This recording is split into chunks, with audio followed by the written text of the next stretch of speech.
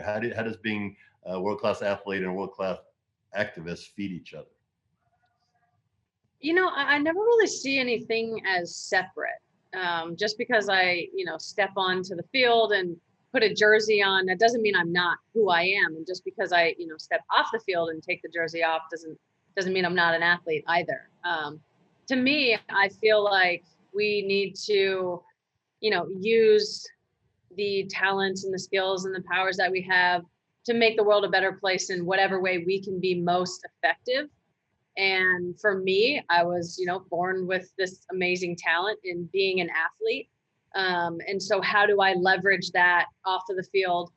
Clearly on the field, I'm trying to, be the best player that I can, and reach my potential. And I think off the field, I'm trying to do that as well. And, unfortunately for female athletes, for women, for gay women, for marginalized people, we aren't always afforded the opportunity or the landscape to reach our potential. Oftentimes there's roadblocks and barriers. And so I feel like as important as it is for me to do everything I can to be the best player, I also feel that it's important for me to do that off of the field. And so if there's a barrier in the way, then I think I just kind of have to bust it down. And then, to extend beyond myself, obviously we live in a country that, loves its sports, certainly loves its American athletes, is probably a little bit too obsessed with celebrity.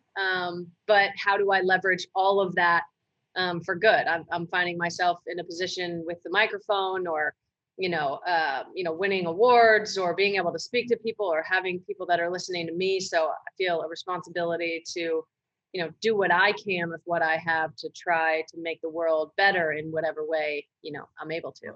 Also loves a winner, and you guys have been as successful as any team and kind of in American consciousness over the last decade or so. So I think that probably feeds a lot of it too.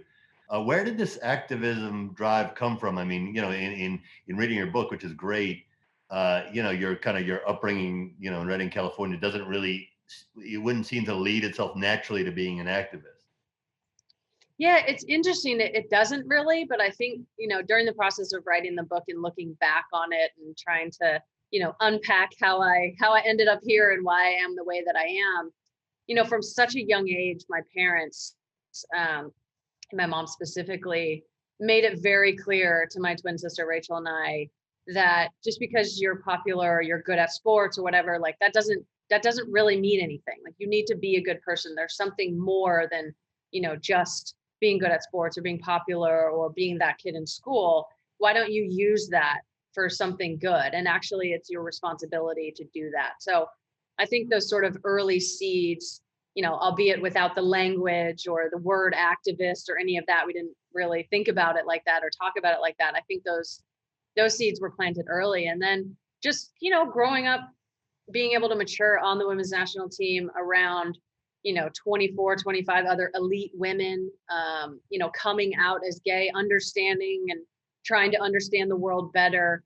And I guess just sort of getting some real life lessons in, pay equity, discrimination, gender equality. It's like, even for, LGBTQ plus people, like, we've been able to marry each other for 5 years in this country, we're going on 6 years. Like, that's nothing. We still have a long way to go. And so I think the more I learn, the more I see and understand it's really all connected. All of these injustices or, inequities and discriminations are sort of all connected. And so how do we leverage, the individual fights that we're all fighting for the sort of greater good of all of us?